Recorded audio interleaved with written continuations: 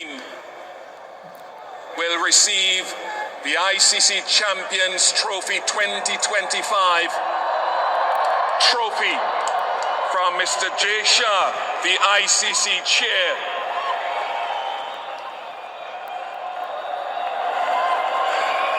Can I ask the Indian team, once again led by Rohit Sharma, to once again come up to the stage and accept the trophy from Mr. Jay Shah, the 2025 champions of the ICC Champions Trophy.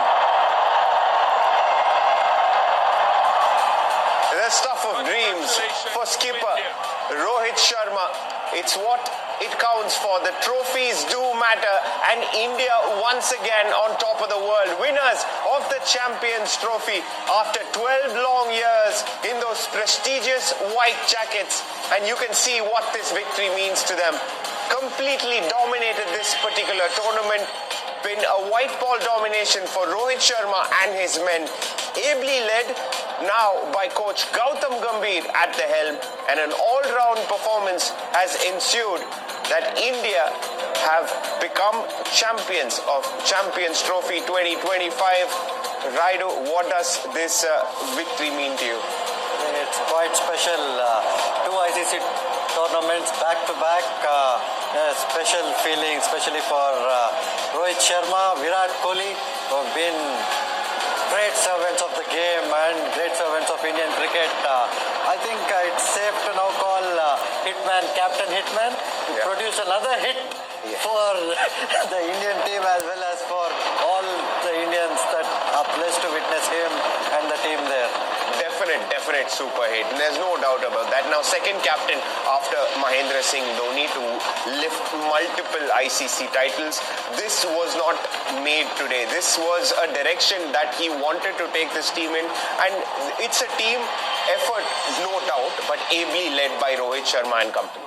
Certainly, and what he said after the T20 World Cup was special, because it's not that he's going to be stopping at one tournament or one trophy, because he's somebody who always wants to get better, and he's gotten better as a captain, and the kind of domination that the team has shown over the last 2 years in white ball cricket has simply been phenomenal. So all in all, I think he's now in that elite list of captains who have led this team remarkably over the years in this white ball format.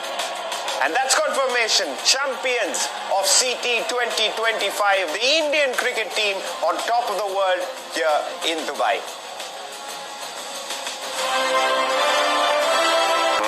Massive celebrations underway in Dubai. Got Sanjay Banga, Ambati Raidu, and also Mike Hesson for company all the way over from New Zealand.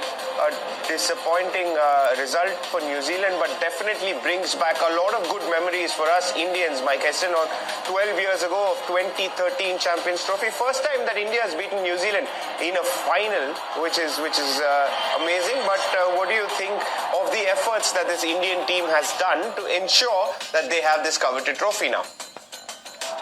Oh, look, I think it's a very fair reflection, isn't it? I think India are the only unbeaten team in the tournament, so quite rightfully they should be carrying that trophy around with pride. So, they were exceptional throughout. New Zealand gave it their very best. I thought they were very good throughout the tournament and deserved to be very worthy finalists. But, quite rightfully, India just had too many tricks on the day. That quartet of spinners were just so good on that surface, and from a batting point of view, Rohit Sharma set the game up, and then just a whole heap of clarity and calmness to finish the game when the pressure was on the line. So thoroughly deserved it there, and they should enjoy their night and enjoy their celebrations.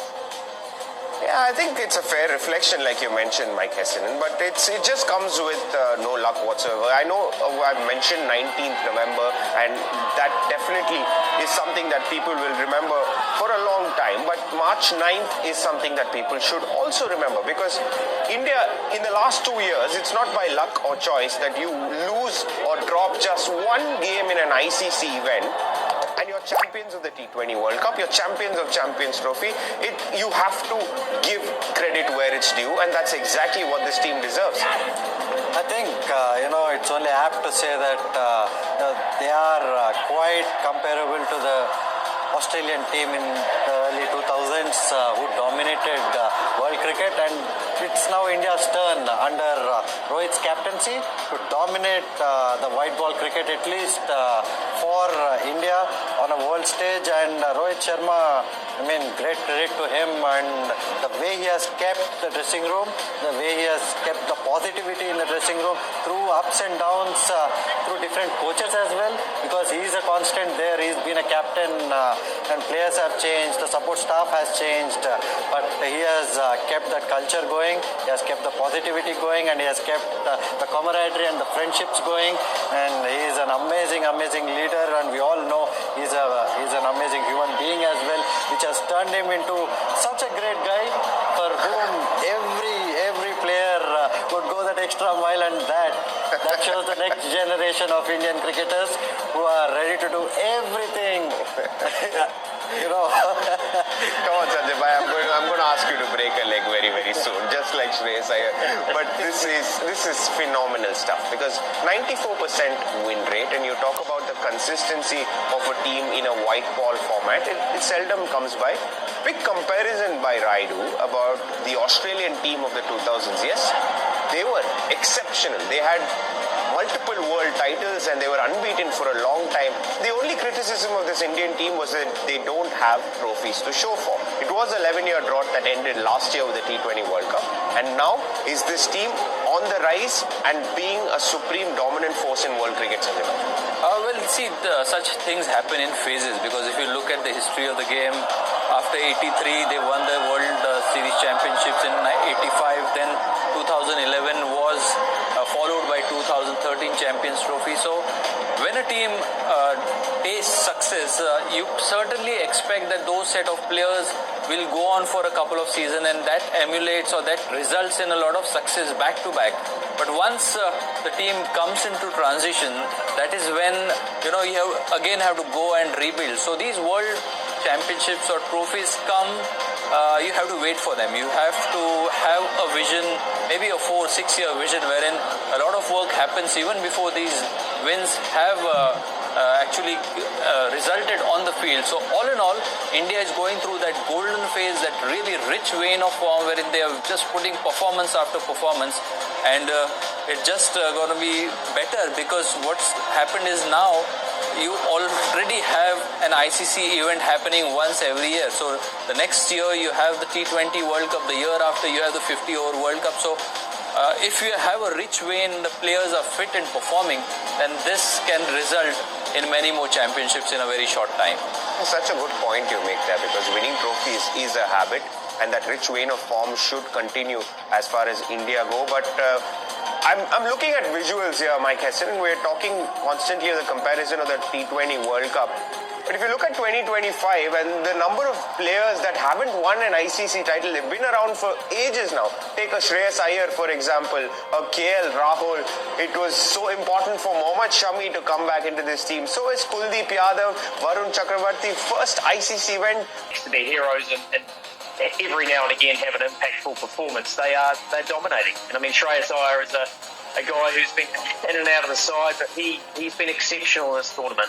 The fact Bumrah wasn't there, Shami steps up, or even Rana when he was there. Chakravarti's come in, I wouldn't say out of the blue, but certainly in the blue in ODI cricket, and shown how good he is.